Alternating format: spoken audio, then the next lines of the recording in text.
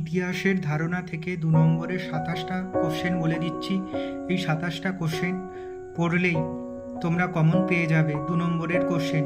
1 নম্বর question, নিম্ন বর্গের ইতিহাস চর্চা বলতে কি বোঝায়? 2 নম্বর কোশ্চেন, অ্যানাল স্কুল কি? 3 সামাজিক ইতিহাস কি? 4 ভারতীয় জাতীয়তাবাদের ইতিহাসে 1911 খ্রিস্টাব্দ গুরুত্বপূর্ণ কেন? 5 শিল্প চর্চার ইতিহাস বলতে কি বোঝো? 6 মানুষের খাদ্যাভ্যাসের ওপর ভৌগোলিক পরিবেশের প্রভাব কতটা? 7 আধুনিক ইতিহাস চর্চায় খাদ্যাভ্যাসের ইতিহাস গুরুত্বপূর্ণ কেন?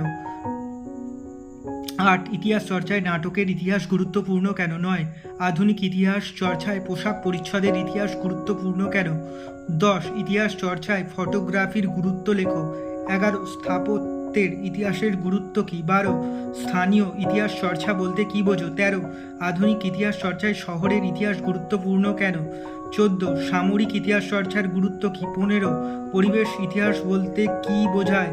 16 পরিবেশ ইতিহাসের গুরুত্ব কি? 17 নারী ইতিহাসের ওপর একটি টিকা লেখো। 18 সরকারি নথিপত্র বলতে কি বোঝায়? 19 আধুনিক ভারতের ইতিহাস চর্চার উপাদান রূপে সরকারি নথিপত্রের গুরুত্ব ও সীমাবদ্ধতা কি? 20 আত্মজীবনী ও স্মৃতিকথার মধ্যে পার্থক্য কি? 21 আত্মজীবনী এবং স্মৃতিকথা বলতে কি বোঝায়? 22 আধুনিক ভারতের ইতিহাসের উপাদান রূপে আত্মজীবনীর গুরুত্ব কি? 23 আধুনিক ভারতের ইতিহাস রচনার উপাদান রূপে বিপিন চন্দ্র পালের আত্মজীবনী গ্রন্থ 70 বৎসরের গুরুত্ব কি? 24 সরলা দেবী চৌধুরানীর জীবনের ছড়াপাতা গ্রন্থে কি ধরনের ঐতিহাসিক তথ্য পাওয়া যায়? 25 ইতিহাসের উপাদান রূপে সংবাদপত্রের গুরুত্ব কি? 26 সংবাদপত্র এবং সাময়িক পত্রের মধ্যে পার্থক্য কি? 27 ব্রিটিশ সরকার কেন 1891 খ্রিস্টাব্দের সম্প্রকাশ সাময়িক পত্রের প্রকাশ বন্ধ করে দেয়?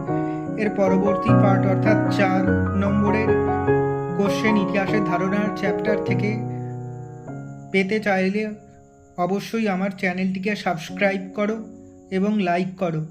পরবর্তী পার্টে তোমরা সাবস্ক্রাইব এবং লাইক করলে আমি 4 নম্বরের ইতিহাসের ধারণা চ্যাপ্টার থেকে মোস্ট ইম্পর্টেন্ট কোশ্চেনগুলো নিয়ে আসতে পারবো।